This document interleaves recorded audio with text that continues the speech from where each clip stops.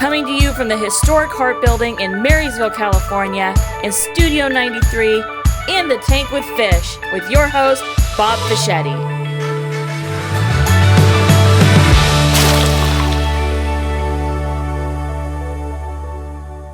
Right. Welcome to another, I always call it an adventure because it always feels like, who knows where this one's going. Not us.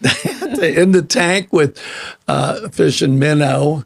And this morning, we got a great guest coming in. I met this guy some time back, and he loves music. So I love music. So we were able to, talk so anyway, we're going to be having him in. Did you have a great weekend?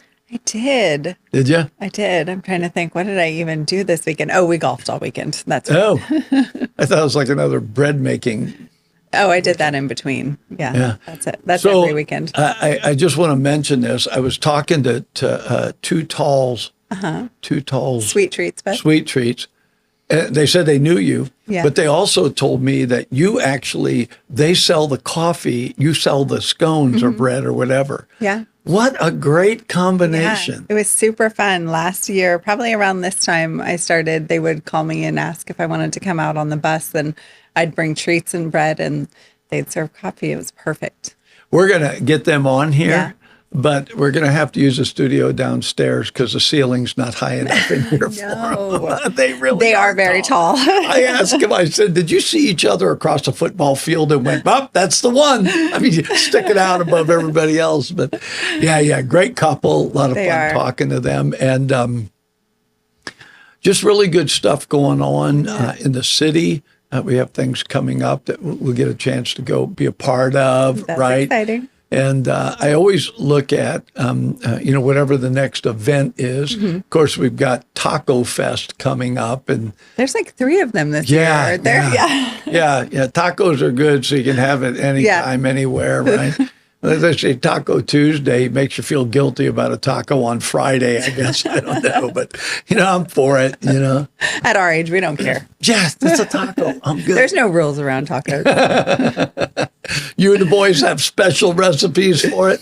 I don't think we have special recipes, but we definitely have preferences as far as taco nights go.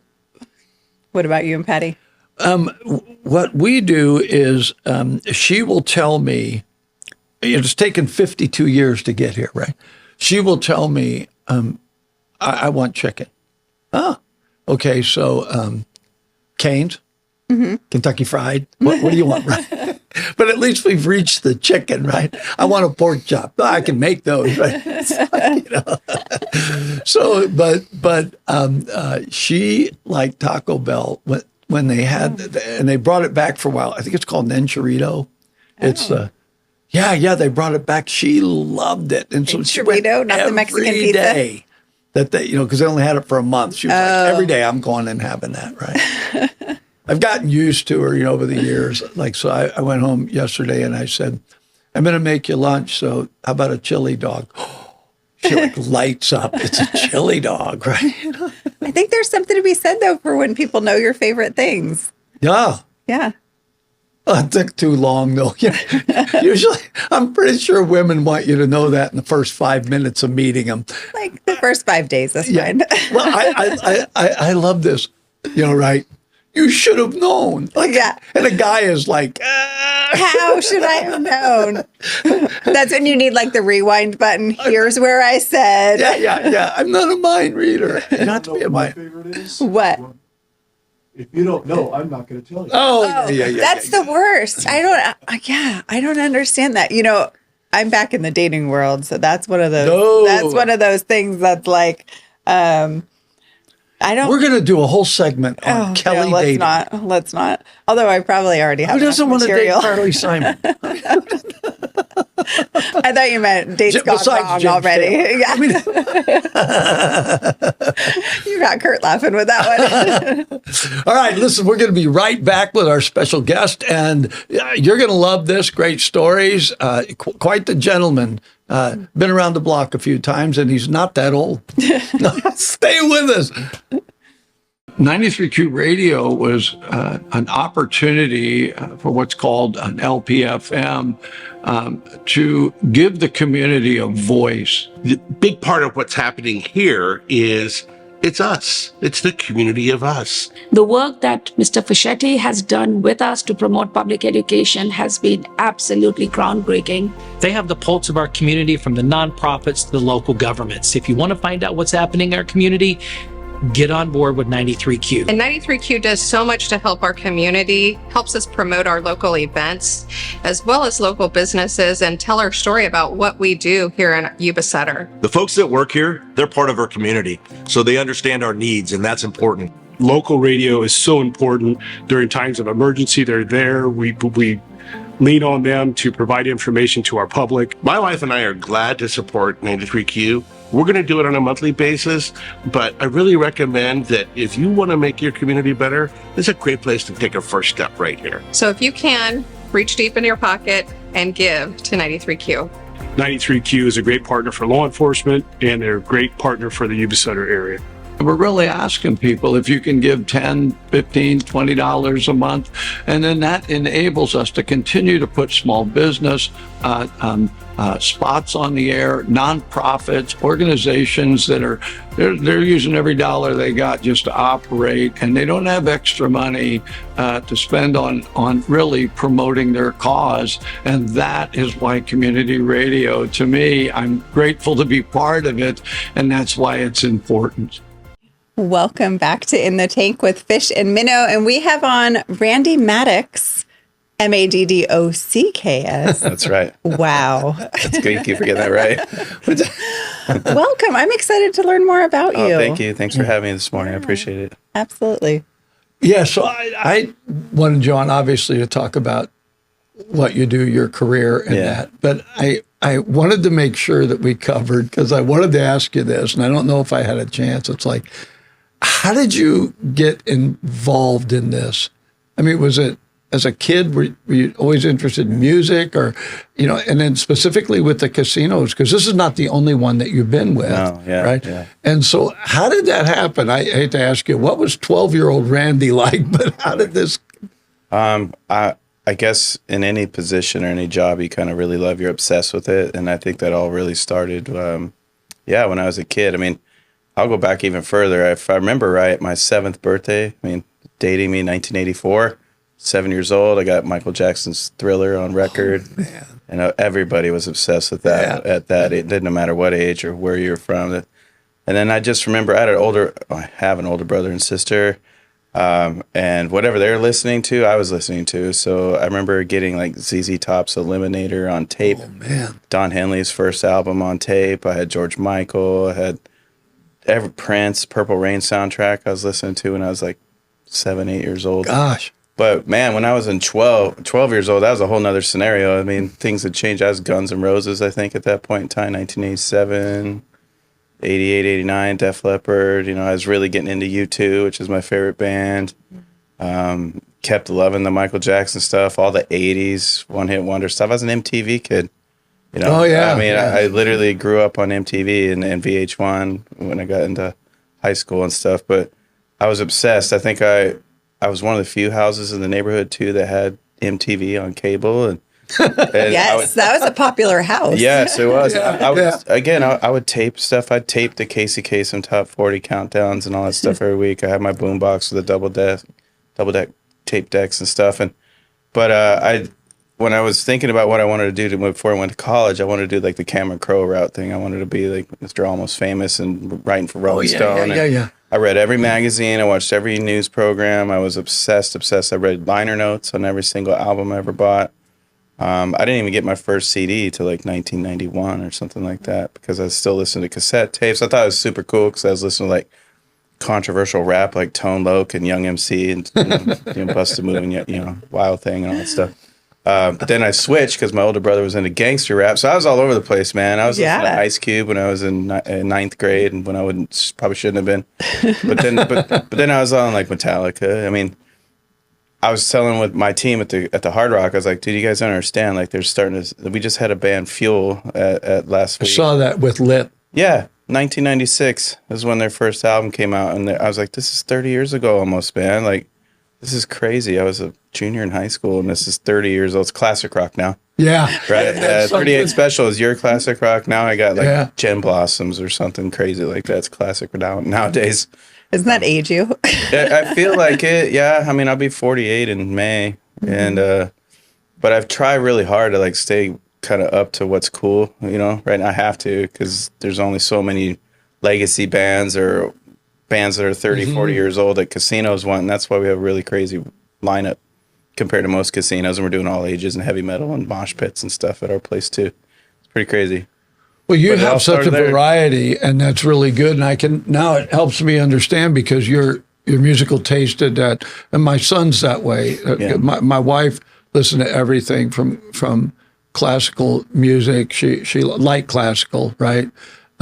She loves that. Her favorite band, Def Leppard, hands down. She's met them, so she was like, yeah, she's that way. And then my music taste was all over the place. So my boys grew up with that. Yeah. And then plus they had the things that they like, right? But it enabled them to have a broader spectrum. So now that helps me understand when I see the list of who's playing at the Hard Rock. It's like, oh, Randy's fingerprints are on this. I literally just hit shuffle on my playlist, and that's ridiculous. Like, what am I listening to today? Like on the way into work today, I was listening to The Killers because they're one of my favorite bands. And then yesterday I was Ice Cube. Like 2 days ago, I was listening to a band called Walk the Moon, which I hope they come back and tour. I'd love to have them. But my dad was a jazz guy. Oh, So, like all about the jazz, you know, Sanborn and Kenny G and super old school stuff. And then my stepmother was all about the R&B classic stuff, you know, and then she's the one that got me into like Sade and stuff like that. It was really weird. I like Sade. Yeah, I'm telling you, I'm all over the place. Yeah, you actually told me a story that you had opportunity to meet Smokey Robinson when he was out here, and that guy. I mean, he's written over 5,000 songs. The Temptations were not going to make it without him because he wrote My Girl, and that set him over the top. But you told me that you went back to see if you could help him. What do you want? He was having problems getting his TV on in the dressing room, and all he wanted to do was watch college football. So I turned it, something simple as, I got you. I just happened to be walking by the green room, and his door was open. Some guys shut their stuff, want to be quiet, left alone. He was there chilling, sweatpants, had a hoodie on, had a beanie on. And I almost didn't recognize him at first. And I was like, oh, yeah, I got you. And then I go, do you mind if I sit down and talk to you for a little bit? He goes, yeah. And then I started talking about the other places I've booked him at, not just at the Hard Rock throughout my life. Like, this is like the 5th or 6th time I've had you. I was like, do you remember, Desert Diamond Casino out in Tucson? He goes, oh, my God, yeah. I go, I was there when first one to bring you there. And then that was our first time having him at our place. So hopefully get him back soon. But he's still kicking it, man. I just heard Santana's got some new album out right now. It just came out, and there's a reworked version of a song that they did together that I had no idea. So I'm still like finding things. I was like, wow, this is amazing. I can't remember the name of the song, but he's also got a song on there with gosh, I want to say, I just said Smoke Robinson. Never mind. Too tired. So how did you, with your interest in music, though, but how did you get involved with the casinos? Yeah. Because the casinos they always had shows, you always would, clear back the Rat Pack, so there was always that element there. But somewhere it shifted where literally you're just going to see a concert. It's just awesome, which incidentally, you guys got a great venue out here. Yeah. I was blown away. I really, there's no bad seat. No. There is no bad seat. And I'm making it even better. So we're making some changes to the room to shift things around a bit, so it'll even be even better. So I was working at the Disneyland House of Blues in Anaheim before it moved out of downtown Disney. I was there when it was still inside Disney. I was the marketing coordinator there, booking bands in the cafe restaurants and doing all the marketing for the shows. And they asked me after like 4 months if I'd want to go to Vegas to the House of Blues and be their brand manager and things like that. And I was like, yeah, sure. I'm single, all that good stuff, young. Went to Vegas. So I was working at Mandalay Bay. So this is 2007. That was my first like entry point into the casino environment. And because we were such a high profile venue there, because back then there was really only us, the Joint, Caesars, MGM Garden. There wasn't all the mega clubs and all the 7,000 seat theaters at Planet Hollywood and Resorts World. And all that stuff that didn't exist. But so we were really high profile, and because we were high profile and we were part of the MGM family, like there was a lot of like the Barrett Jackson auto auction was doing stuff. We announced like one of the new Batman movies and the Batmobile. We had Floyd Mayweather interviews, HBO boxing was going on. So I had to do all the PR stuff. I had to coordinate all the video shoots. We did Extreme Home Makeover video shoot from the foundation room, top floor. Plus we had all the shows. Plus I had about 10 different weekly entertainment options going on between the 3 or 4 different areas we had inside our venue. So I was like 24/7, 7 days a week, man. And then I went from there to two casinos. I opened up a casino down in Yuma, Arizona, a Native American casino. That was this is like 2008, 2009. And I just kind of kept going from there. I did that entertainment promotions for 2 casinos, and I went to Tucson, did it for 3 casinos. Then I was like, I just want to focus on entertainment if I could, because I was doing everything. I was doing marketing, promotions, database, player development, everything. And I went to the Hard Rock in Tahoe right when they remodeled and opened. I was the director of marketing entertainment there. And then lo and behold, I've been all over the place, entertainment business, so hopping around like I'm on tour or something. But I went to the Hard Rock Casino in Northfield Park, Ohio, which is in between Akron and Cleveland. And that's where I met my current boss, Mark Bertha. And I was just in charge of entertainment there. So I really got to like just focus on the thing that I love the most. And man, I was there through 400 plus shows. God. Small venue, doing the same kind of shows we're doing here in Wheatland, but smaller venue, not as nice. But we just smashed it. We were constantly ranked in the top 5, top 10 in the world in ticket sales and all that stuff. Wow. Putting that little place on the map. And so after 4 years or so, the property got purchased when I was there, and then I stuck on to be an MGM employee because MGM bought out the property, and then COVID came, and I was a free agent, and then I made my way out here when I was available. And one of the reasons I came out here, and I think I've told you this before, is I finally got to build like a true venue from the ground up. Which is not something I've been able to do. I mean, I was so pumped to be able to come out and do that, and I'd love to do that again at some point. But it was a project, and I never really had to manage or do anything like that. And I was able to pick a lot of the stuff, get the shows going, hired staff from the ground up, saw the completion of the venue. And then it's kind of my baby, I love coming into work every day and say, this is my spot. So it's a short and sweet. I mean, you actually born and raised? Me? I'm a San Diego guy. No, yeah. So it's California. Yeah. I was born in San Diego. I'm a Navy rat. My dad was in the Navy. He's from Nebraska. Met my mom. She's from San Diego. So that's where they Something met about there. California girls. I was born in Brooklyn, raised in St. Louis. Met my wife. We were both in the military in Japan. She's from California. Okay. I've never left. Yeah. Came out here. It's like... For me, my career's taken me everywhere. I haven't worked in San Diego since like 2005. So it's been crazy. One day I'll go back home. Maybe I'll finally retire and do this from my house or something. Book bands for my living room. That'd be fun. So this out here, you guys have such a variety of shows. Mm-hmm. So the entertainment portion, who's going to be out there? That's your responsibility? Yeah. I approve every artist that comes through the building, whether it's a outside promoter wanting to rent the venue or Live Nation, who we partner with, bringing a national tour through. Like Biba Doobie that you keep talking about, that's a national tour. We're one of the Live Nation venues that are available, and they still submit every offer to me, and we review it, I approve it, and we look at capacities, ticket sales, demographics, day of the week, if it's a general admission show, reserve show, how's it going to affect the property if I have 3,000 people on a Wednesday night? Are the restaurants all going to be open? Are we going to be completely booked at the hotel?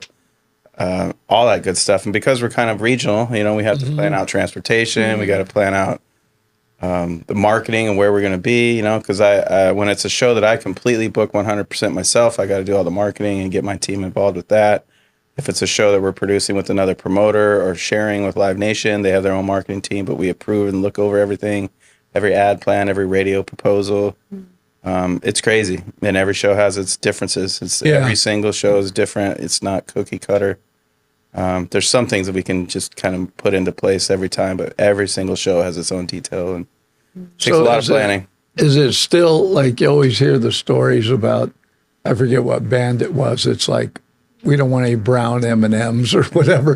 Do you still get things like that? Oh, yeah. Without giving out any artist, do you still get kind of quirky requests? Oh, yeah. To me, like most water tastes the same, but we get very specific requests either to have Liquid Death, Fiji, Avion, whatever, and some new brands I've never heard of in my life. They show up in our catering storage area, and what is this? Or, I want hemp milk. I don't want oat milk, soy milk. I want hemp milk. I was like, where do you even find that? So I've been on a treasure hunt for that stuff before, thank you, Whole Foods, they've got it. But no, there's crazy requests still. I've had artists that want us to paint the green rooms a specific color. They want specific flowers. They want a 25-pound dumbbell to work out in the dressing room. I want red lights. I want 85 degrees. I want a picture of Prince on the wall. Things like that. Yeah, it happens all the time. Right now, I'm actually working on a spa room next to an artist's green room on the day of the show so they can have massage and a zen atmosphere before they hit the stage. And that's coming up very soon. So I got to get that planned out. So if you know any massage therapists, please let me know. I'll hire you. Yeah, I know someone, but they're actually a doctor. They're a physical therapist, but the massage is part of what they do. Okay. Yeah, that's funny. I always wondered about that because I know that it's changing. Is there much of a difference, Randy, between old groups like 38 Special or them and what they request and somebody new like Biba Doobie? Is it, can you tell, oh, you're new to this? Yeah, a lot of the ones that I think are kind of random are the country artists. Oh, really? Yeah, because they're got all new crews. There's so many country artists on the road right now that there's only so many people that have really been doing this for a long time. So sometimes on the younger country shows, or they're trying to figure it out while they're on the road, or a lot of the Latin shows we have are very slow to respond, or they make these decisions last minute, and they're a little disorganized, but then they pop in, we do the show, and you're like, that was amazing. No one out front in the audience would know everything we had to do to get this thing going on the back end. That's also part of the job. It's like we make everything look really fun, but it's actually kind of stressful and can be a pain in the neck. But the old pros, like a band like Foreigner, man, they've been doing it for so long. They've usually have the same guys have been their tour road manager for 40, 30 years. They pop in, pop out. Here's what we need. Now we're cool. We'll concede on this, or no, we don't need all those side fill speakers and things like that. No, we're good. We don't need 20 million lighting trusses. We'll make it work in your room. So bands like that I really love that just pop in. They know their business. They get in, get out, they crush, and everyone has a good time. It's an easy, stress-free day. Comedy, obviously, is the best. Jay Leno and Arsenio Hall were just last Saturday. Easy. They both flew in, said hello to a few guests, went on stage, flew out. Seriously. They were gone. It was like a 3-hour window of, hey, how's it going? See you later, too. Thanks a lot for being here. But they've been doing that forever, too. And I love that you have that. It's not just a music venue. Yeah. You have the comedy, and and there just seems to be a variety. You guys really, I shouldn't say you guys because you're the one that ends up having to do that. How do you find these artists? Is there a system that like if you were going to book Foreigner, you don't just call the band. How does the system work? There's a couple different things that happen. Obviously, if they're looking to go out on a 50-day tour for on the year, they remember the venues that they've been to before, the ones that they received offers. They keep the offers forever. This venue offered X for this show, let's revisit. With us and our booking relationship with Live Nation, a lot of times they're routing these guys around the country. And like I mentioned before, like if they're looking for a 2,500 seat venue in the Sacramento market, well, we're the only one. And we want to do shows like that too, because they're great for casino guests, not just an audience selling tickets. So there's that dynamic too. We can talk about that forever. But sometimes they come to you. Oh yeah, they'll reach out to me. Got it. Like the Killers were here in September of 23, and that was great. We actively went after that one. When they were here in February of this year, they reached out to us saying, "Hey, we're going to go do 4 days. You guys want to bring us back?" And I was like, "Heck yeah! That's a great name, huge artist, worldwide known." And speaking of which, they've been around for 20 years now too. So that's that sounds odd. No, it's ridiculous. They're on their 20th anniversary tour. Stupid, dude. But yeah, and then there's other times where we call it like prospecting. Basically I'm like, oh man, I want to get those guys. So we'll figure out who their agent is and we'll reach out and say, hey, we want to bring those guys to town. Are you interested? Here's who we've had. Here's our venue. Here's our tech packet. Here's some photos of like Pitbull and whatever. So you can see the room. We got video. What else do you want? Here's our ticket sales. Then, there's industry publications and tracking, just like a Nielsen's rating or something like that for radio or whatever, where we can go in and look at how an artist has done on their tour history for like the last 3 years. We can, if the venues are reporting or the artists or their management reporting their information, I can go in and say, all right, man, again, Foreigner, they do X amount of ticket sales. They do X amount of revenue. They've done this many shows in the last 3 years, and these are the places they've played. I could look at casinos. I could look at theaters, I could look at performing arts centers, festivals, all that stuff. And then on top of all that, we'll nerd out and go in and be like, all right, well, what is everyone charging? So we're not like pricing out. If I know I could probably charge another $20 a ticket based on where we're at, or less. Sometimes I want to underprice it a little bit just to get people to drive out to the Hard Rock. Wheatland's not necessarily close to a lot of things, but we pay attention to that stuff too, and just make a really good educated guess. It's a risk, and then ultimately sometimes it's like gut. If I'm listening to the radio, looking at Spotify, has someone been on the road in the last 10 years? Oh, they're finally going out after a 20-year break. We got to get in on that, Oh, yeah. So it truly is Hell Freezes Over tour. Yeah. Kiss is going back to a residency now with no makeup. It's just like they said they were done. Now I don't believe anybody ever when they say it's my last tour ever. Whatever. It's not the last tour. Farewell. Unless you're passed away, you're on tour. You will be touring.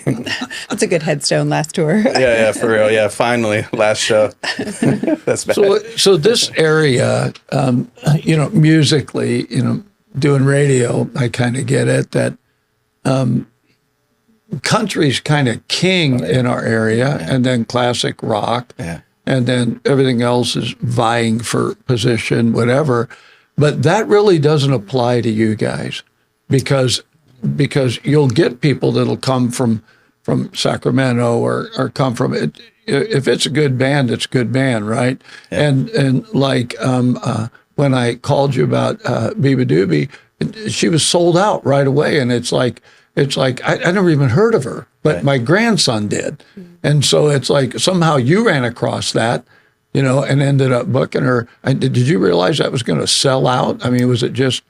When I got the proposal, first of all, I didn't know who she was. I still don't know who she is. The only correlation, she's a English Filipino pop singer. She opened up for Taylor Swift on the Eras tour, so there's that effect, And she's been good before, but now she's like, all right, I'm going to go on a national U.S. tour and sell out 3,000 seats everywhere. Now she has street cred. Totally, it's like Benson Boone now. He's doing arenas and things like that. But our area of the country is very interesting because we are in California. Our property and everything it's regional. It's a lot of farms, etc. Northern California is huge on country, reggae. Sacramento in general is a huge metal market, obviously, with Aftershock and Papa Roach and Deftones and things like that being from this area. That's one of the reasons I'm doing metal shows. Most casinos aren't doing hardcore metal with mosh pits and general admission pits. And we just had Killswitch Engage with 3 other bands a week or so ago, 2,800 people, and they're just crushing each other, having a good time, mosh pitting. Even saw someone on a wheelchair being pushed through the mosh pit, which is beautiful. Their fans take care of each other. It's not what you think. Yeah. But we've also had artists where they'll skip skip San Francisco or skip Reno and only play here, which is huge for us because then everyone will just come here. Yeah. We'll draw people from Fresno and Stockton and Modesto, Redding, Chico, Santa Rosa, the Bay Area, East Bay. Certain artists we've had, their fans travel just like any other band. I mean, I like to get there early sometimes when there's a GA show and there's people waiting inside the casino before I make them go sit outside, like they're in an arena. And I'll be like, how far did you guys come? Or where are you from? Who's here the furthest? And I'll like give them a poster or something, or kind of thank them for being here early. Here's a $20 food credit. Don't sit here all day. Go eat. Go enjoy the Hard Rock Cafe and then go gamble a little bit or something. Yeah. But those are fun because people do travel for the right artists. I remember when we had Maroon 5, which was our very first artist. I mean, there's people from Florida, Texas, New York, everywhere. I think that we had some foreign countries that were represented. Certain comedians draw a crowd from all over the place. They're fanatics, and we have a show. We have a show coming up in this Saturday or this Friday with Bullet for My Valentine and Trivium, super hardcore metal band, 2 other openers, and there's going to be people traveling for that one because they don't get to see these guys around here too. Yeah. So. My son was a big Cult fan. Oh yeah. And he would, I mean, he has, including bootleg, probably everything that band ever did. Yeah. And him and his wife would travel to San Francisco to see him. If they were playing, they were going to go see him, right? Yeah, And it was just that way. And I can see that. Where if you really like a band, you're going to go see it. I do. You're going to figure out a way to go see them, Yeah, this is my life. And actually, it's also a hobby of mine. So I don't only just work this stuff, I'm going. I went to Vegas 3 times in the last 9 months or something. First time was to go see the Killers' residency at Caesars. And I just happened to be in town. So the night before, I was like, let's go see Bruno Mars.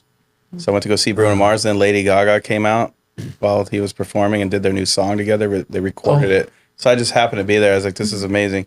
Didn't know that was going to happen. Then I went to see the Killers again in February or January, the last night of the residency. I saw U2 at the Sphere. They're my favorite band, and I went down the very last night. I hear that's an amazing venue. Yeah, man, I travel to see shows. It's crazy. I'm going to be going down to see Coldplay in Stanford next month. So my wife told me that she saw the Stones very first time they came to America, and so she said, I want to go to you guys have a Stones versus the Beatles show coming up. Yeah. And which I thought that's just clever. Yeah. How did you even find that? I've booked them before. Have you? Yeah, they're really cool. I mean, you get a Beatles group.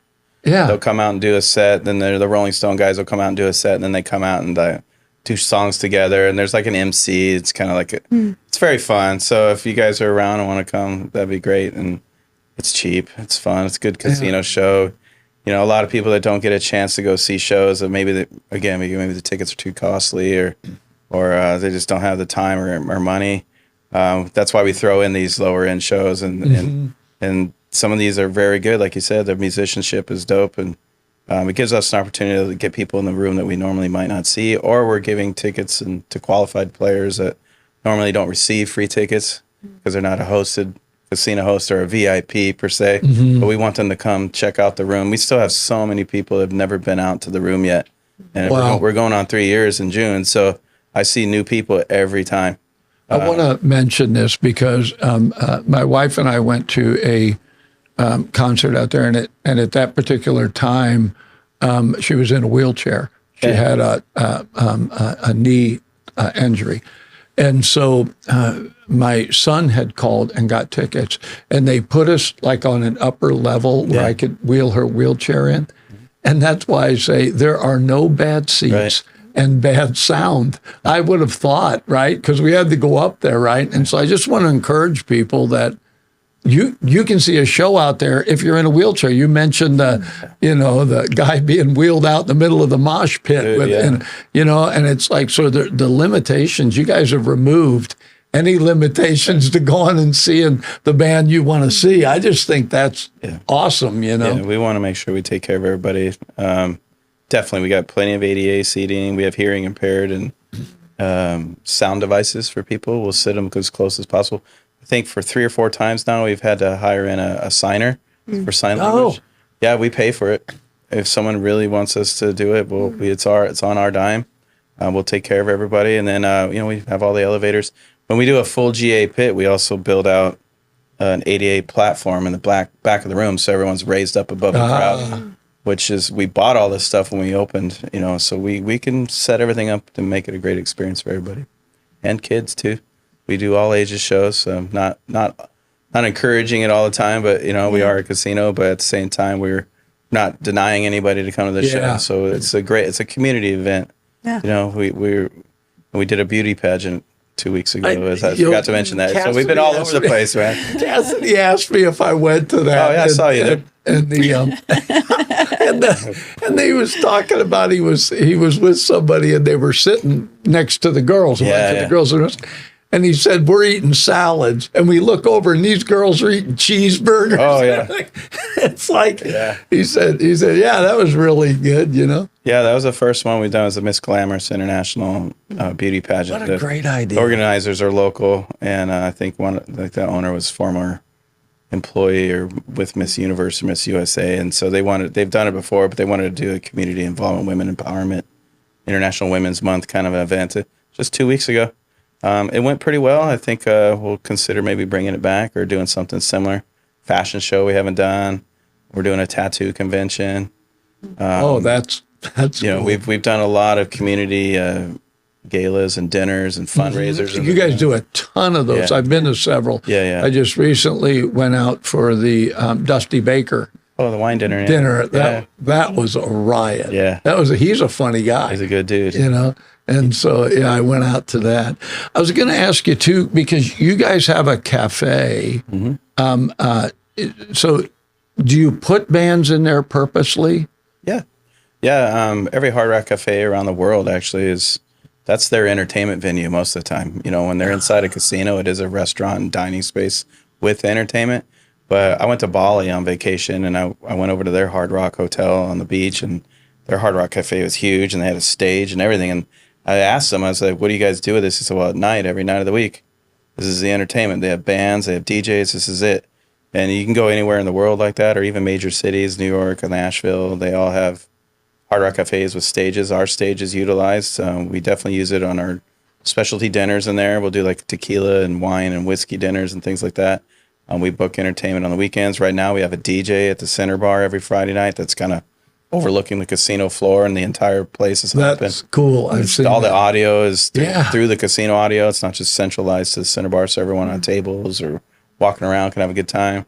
But we've done tribute bands in there. You've performed there. You know? I know that. Is that why you bring it up? Yeah, it's this famous stage. Yes, can you please mention him? the He's fish like, stage. tell us all about this. Yeah, the Played fish Hard Rock. stage. Well, no, I asked because is that part of your job? Yes, So so if I'm it's- entertainment the entire casino. Yeah, Right. yeah, because even in the parking lot, it's all my department. Yeah. Because I've met guys that have come in to be on the radio, and like they don't just do a restaurant; they're over all the food. Yeah. You know, they're over the whole thing. Yeah. And so I wondered, is that your job to have to, besides having to book all the stuff for the main area, do you have to book anything else that happens entertainment wise? Yeah, I mean, we've done A1 Combat MMA fights too. I was going to ask you about So that. That's on the list. Oh yeah, that's coming So- May 2nd. That'll be, man, it's got to be the 15th fight we've done with Uriah Faber.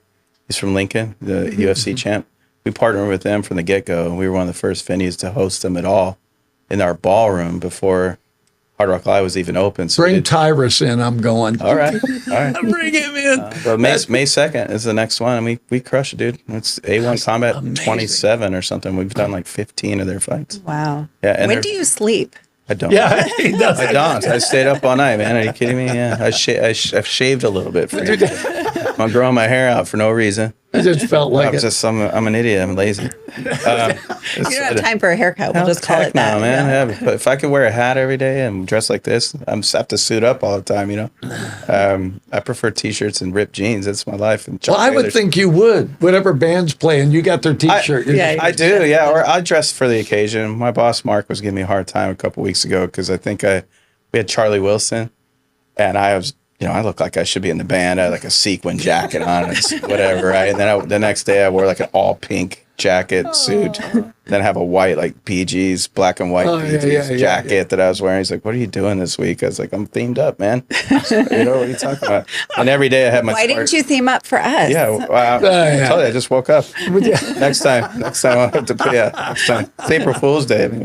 That's true. That's right. I do want to mention Mark Bertha. I met him, and because everybody kept saying you need to meet him, right? He's a nice guy, blah blah blah, and he really is. We had him on the morning show, and got a chance. So you actually met Mark back east, So you knew him before he came out here. So did he come out first, or did you come out first? So when the Hard Rock was purchased by MGM back in Ohio in 2019 is when we transitioned the two companies, Mark's plan and a couple other people that were there as well, executives, and even our risk and safety manager from Ohio came out here. they came out here to build this property. Hard Rock was involved with the Enterprise Rancheria Tribe and that partnership, and so they hired the right team to come out and build everything out. And they were here probably almost a year ahead of the building being open, dirt in the ground. I remember coming down to visit in that summer of 2019, I think it was. My friend was in Reno, and I flew out and decided to come down and see Mark and his wife because they had Hootie and the Blowfish at the Toyota Amphitheater. I was like, yeah, I'll come down. And then I drive by and there's just a hole in the ground, and then I was like, oh my God, I remember this place now. I was like, Wheatland, California, because I used to tour manage and do some other stuff with some artists back in the day. And we did two shows when it was Sleep Train Amphitheater. Oh, yeah. A long time ago. And yeah. I remember coming from Shoreline Amphitheater to do a show the next day. And I was like, where are we going?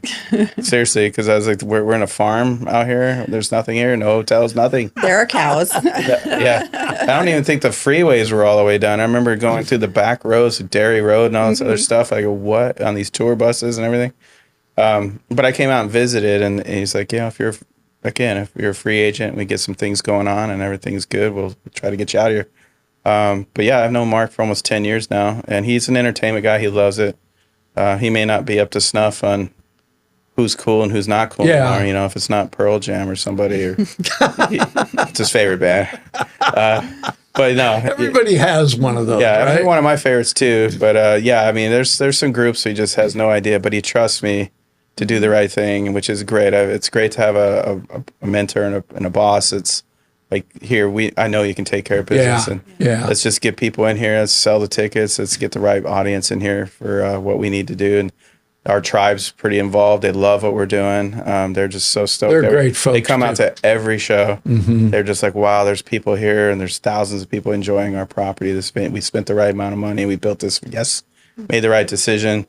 So it's been really cool to see everyone just embrace it. And I mean, the community and the economic impact we're having on the area just from bringing people out for shows is enormous. And then on top of that, we're doing the community event things too. And, Beale Air Force Base, Yuba Gala, Pinktober.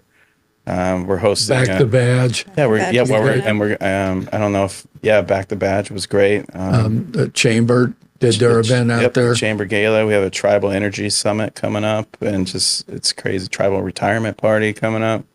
It's something going on. We have 3 weeks of holiday parties, with Ampla Health and Adventist and Sutter. Oh, yeah. Cormart, all these big companies out here, they're looking for a place. We'll do like 700 people dinner party. We've done wedding receptions, like Indian and Punjabi weddings, like with 500 people in there for 6 hours just getting down. It's crazy. It's been a lot of fun. But it's crazy when we have to. I forgot to mention the night after the beauty pageant, we had to flip the room overnight from like 11 p.m. to 9 a.m.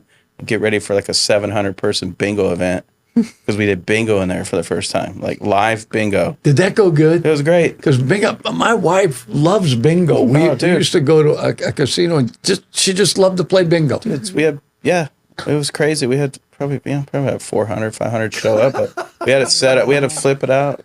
Take all the chairs out for the show. Hello, David.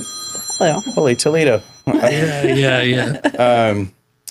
It was crazy. I've never seen that many people playing bingo at one time. And then like people were winning like 10 grand, 20 grand. Wild about bingo. So they dress their tables up. They've got like all their I thought you could have a contest of them. Best decorated seat. Lucky stuffed animal, right? Because I always win when that stuffed animal. Bring their own daubers or whatever. Yeah. Their own a bag full of dollars. Yeah, it's an interesting crowd. But that was the first time we had done that. And we're going to do that again, I'm sure. That was in our room. Man, I'm just amazed because when the casino was first going in out there was a bit of controversy, blah blah blah. But I had met someone from the tribe, and I can't remember who it was, but they were talking about how this is going to be a co-op, and then pretty soon I'd meet somebody else, and now. You guys, somebody comes in once a month. We got somebody coming in this week.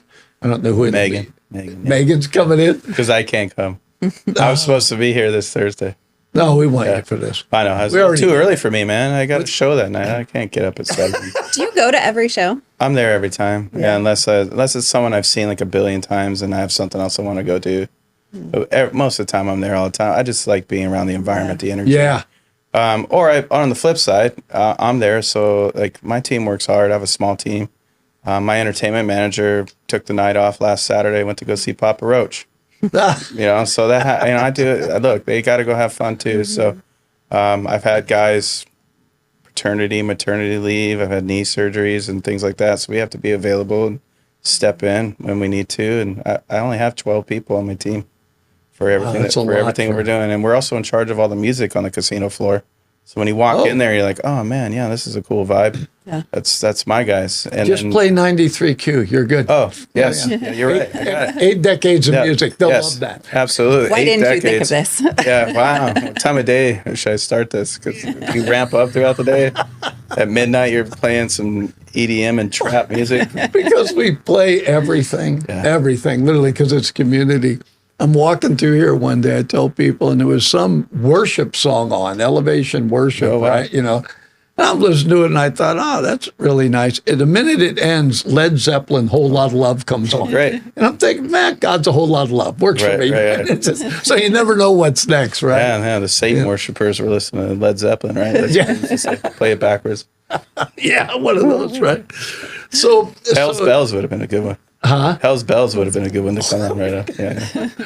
Well, we do have Houses of the Holy. There you go. With that. So I have to ask you more on a little bit of a personal note, right? So you mentioned that you were making these tapes. I'm assuming they're cassette tapes. Yeah, mixtapes, right? Yeah. So I have to ask, do you have a vinyl collection? A little bit, yeah. I'm a little late to the game. I started one and then I stopped one. I mean, my CD game's pretty ridiculous. Like, I still have everything in my booklets, and I probably have 1,000-something CDs. I do have a good vinyl collection started. I mean, the one I hold and cherish the most is my Joshua Tree album. Oh. That's probably one of my favorite albums of all time. And The Killers, I've got some old school hip-hop records. Man, what else? Some Coldplay. I do have my Michael Jackson vinyl still. Thriller. Yeah, I have George Michael Faith. I've got some Bon Jovi. I need to keep it going because it's back. Everything they're doing now, the custom ones are so cool. Yeah. With the different colors and vinyls and decorations. Yeah. Now everyone's signing them. You don't know if you're going to get a signed one. Like I went out and bought Lady Gaga's new album, Target exclusive, and it's got like a poster and it's signed, and artists are dropping merch now in stores without telling anybody that, then everyone's online telling you already, oh man, you got to go. This is the clear vinyl at so-and-so store. There's only 100 of them or something, and people are going nuts. It's pretty cool. Like I mentioned, I'm a U2 fan, so I pay attention to this stuff like a record store day where they release these like custom singles or custom reissues. Yeah. So the How to Dismantle an Atomic Bomb album by U2 that had Vertigo and that big hit from the Apple iTunes commercials and stuff, they released a companion album, and the artwork and just the decoration of it's so cool. It's an art piece now, and it used to be that way anyway. Used to be album covers were a big deal. Yeah, now it's even crazier because they're just so customized now. Are the artists willing to, if you bring an album to a show, are artists usually willing to sign those if they do an after show meet 'em or something? How does that work anymore, or does it? I think it's hit and miss because like some artists will have a paid meet and greet and they'll let people bring things depending on the timing and how much time they have. If it's like 100 people before the show and they get to come in and do a sound check viewing, they'll do a Q&A with them and then sign a few things. Then there's stuff like we do. We'll do like radio giveaways or just promotional giveaways, or their own label will be like when we had the Offspring, one of their promotions was that you get upgraded tickets and a signed vinyl by the band. Oh, so they sent the record to us, and we had to have the band sign it, and then we gave it to the winner. There's other times where fans will we'll let them bring in things depending on what it is. And then they'll, after the show, trying to hang out or get guitar picks and playlists, and we sign this. It's really all over the place. We try really hard to give them their privacy because people know where their buses are parked. Oh. So after the show, sometimes at night, they'll be out there just like you've seen on TV, movies, or done yourself, whatever, hanging out, waiting to see if anybody will come out. But we try to keep everybody give them their privacy. But yeah, I mean, I'm spoiled because I'm back there, so I get to bring things in every once in a while. Or we try to get guitars signed by the right artist because we'll use them for Pinktober and the breast cancer fundraisers and or like the children's hospital or the cancer units and stuff. We'll use them as fundraiser items, and we let them know that that's what they're for. And a lot of them are really gracious, and they'll sign. Steven Sanchez, I think I talked to you about him before, the kid from El Dorado Hills. He spent an hour in his restroom drawing on his guitar because I told him what it was for, and so he made like this cool drawing and signed his posters all really cool. I like it when they do that stuff. We had Satriani and Steve Vai, and I bought Steve Vai's custom guitar that they sell at Guitar Center because I was like, he'll probably won't sign any other guitar unless it's his. That kind of stuff. Slash is that way too. He won't. I'm like, hey man, will you sign? Nope. Unless it's I have a Satriani. Les Paul or whatever. Do you? With the man, yeah. I got a white one. White and black. Red, but I mean that guy. I need the fluorescent yellow one. You know he's not human. No, he's not. There's no way. Anyway, it was an amazing show. But they signed him, and and that was a hot item in our Pinktober auction. That's really nice. I mean, a lot of the artists are. You always hear the stories of the things that where they're not cool, but part of that is they're inundated all the time, and so I can see where you guys, it would be part of your job. Allow them to have their privacy so they can do the show. People think, well, it doesn't, what is that? They just get up and do a show. It takes a lot out of them. It's not, especially as they get older. You got the Geritol tour with some of these guys, and so I'm scared of their health too. COVID really. Oh yeah. There was no meet and greets for a long time, or the weird ones where they're like standing behind plastic walls, and everyone had to wear a mask. But the artist, I took a picture with Chelsea Handler like that once. So I was like, this is dumb. I don't want it. But it's respectful, and I get it, man. I mean, these guys want to make sure they're. When you're on a 100-show tour and you get sick at one or two of them, and it just ruins everything. Your crew doesn't get paid. Like. Everything's wrong. The fans are upset, that kind of stuff. I mean, that happened to actually Pearl Jam. I think Mark and I were stoked to go see Pearl Jam a couple years ago, and I think they got sick in Fresno, and they canceled the Sacramento date. And they finally made it up last year. So we were like, yes, we're going, Didn't you just have that happen with Sting? He had the flu. Yeah. It was supposed to be in January. Yeah, he had the flu for like 2 days. You got him booked again. Yeah, his makeup day is on May 28th, which is a Wednesday, but it was a Wednesday last time, so no big deal. Yeah. So my grandson, I was talking about vinyl, and my grandson started collecting vinyl. So this is when he was 11. He's 14 now. But I said, Gino, what's your favorite band? And I'm thinking, he's going to, right? He goes, oh, Grandpa, Pink Floyd. Yeah. That's a quintessential vinyl collection there, yeah. Like a Pink Floyd. Wow. But it's like, yeah, Pink Floyd. It's like you just never know. It's a variety of album covers too. Yeah. Certain artists like that, yeah. That was a time and day where like people were hand drawing all that crazy stuff. Crazy artwork. Well, speaking of mementos, right? Yeah. Since you were willing to come in the tank. Yes. Yes. You could add that to your collection. Appreciate that. Here, hold on. Oh, what are you doing? You can upgrade your vessel. You can upgrade your paper cup. Go to that. Yeah, no, cheers. Thank you. Listen, man, I appreciate you coming on. I know you're really busy, but I've been wanting to get you on for some time. Long overdue, sorry. Because in there you get, on the radio you get 15 minutes, here we get 45, and still probably didn't cover everything. But I knew this has been a lifelong thing with you. Mm-hmm. I didn't realize it started when you were 7. Oh, so that was great, Yeah. And that I also didn't realize you were a California boy. I am, yeah. It's nice to be back. I've been all over the country, and everyone's always got that, Northern California, Southern California. I really, truly like both. Yeah. Yeah, I really do. Absolutely. Something for everyone everywhere here. So it's great. Yeah. My wife's folks lived in San Diego, so I used to get down there all the time. And I just, as a matter of fact, I think it's called Imperial Beach. Yeah. There's a beach down there. Yeah. And so when I first went down there, I was 26, 27. Grabbed my guitar, went out, sat on some rocks looking at the ocean, and wrote like 2 or 3 songs just because of the vibe, right? It was just, this is it. I could live here. Yeah, let's go. Of course, I don't have any ocean up here, but I do have a very small mountain range to look at. Yes. And watch TV. Put the ocean on there. Yeah, that's it. We got a fish tank. Yeah. He's easily distracted. Yeah, Shark Tank next time. Fish tank. So anyway, thanks, Randy, for coming on. Appreciate you, and I appreciate what you do out there. Thank you. That's the other thing I didn't realize. I wondered, did you do all of it? If it's entertainment, is that your fish to fry? Nice. Nice. Yes, it is. Yeah. Lots of seasoning. Yeah. I'm going to look for you because I am going out there, take my grandson out. But, there's some other times I get out there. I like it. I had not eaten at Council Oaks, found out that's really good. I went to an event, and we actually stayed out there one night, my wife and I, and it's a great place. I don't know anything about it. I don't know if there's a negative. I don't know what it is, and probably don't want to know. No, it's a beautiful place. It's a diamond in the rough out here for sure. Yeah. Tribe's got a lot of big plans, man. That's one of the reasons I came out here too. It's not just what's going on right now. There's a lot of development coming that's going to serve this area and right around the casino, and it's going to be really cool in a couple of years, man.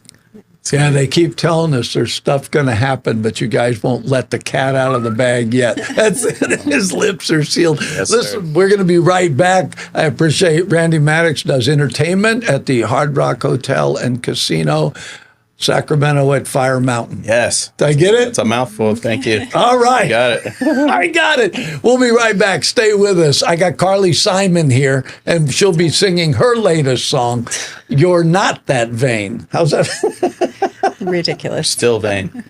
You're still vain. We're still We'll be back. 93Q Radio was an opportunity for what's called an LPFM to give the community a voice. The big part of what's happening here is it's us. It's the community of us. The work that Mr. Fischetti has done with us to promote public education has been absolutely groundbreaking. They have the pulse of our community from the nonprofits to the local governments. If you want to find out what's happening in our community, get on board with 93Q. And 93Q does so much to help our community, helps us promote our local events, as well as local businesses, and tell our story about what we do here in Yuba Sutter. The folks that work here, they're part of our community, so they understand our needs, and that's important. Local radio is so important during times of emergency. They're there. We lean on them to provide information to our public. My wife and I are glad to support 93Q. We're going to do it on a monthly basis, but I really recommend that if you want to make your community better, this is a great place to take a first step right here. So if you can, reach deep into your pocket and give to 93Q. 93Q is a great partner for law enforcement, and they're a great partner for the Yuba Sutter area. We're really asking people if you can give $10, $15, $20 a month, and then that enables us to continue to put small business spots on the air, nonprofits, organizations that are they're using every dollar they got just to operate, and they don't have extra money to spend on really promoting their cause. And that is why community radio, to me, I'm grateful to be part of it, and that's why it's important. All right, we're back, and that was fun. That was fun. He's a lot more soft-spoken. I don't know. I was expecting like flashy and loud and a polyester suited, I don't know, announcer from I know the 80s, but he is just genuinely kind and soft-spoken, and he's not what I was expecting. He is a music lover. Yeah. First and foremost. Yeah. And we hear this all the time. I'm doing what I love, but he really is. But he is like that's living why I the asked dream. him, does he have to do everything? Yeah. And so he even brought up, he has to make sure the artists are secured, in other words, that they are taken care of. Yeah.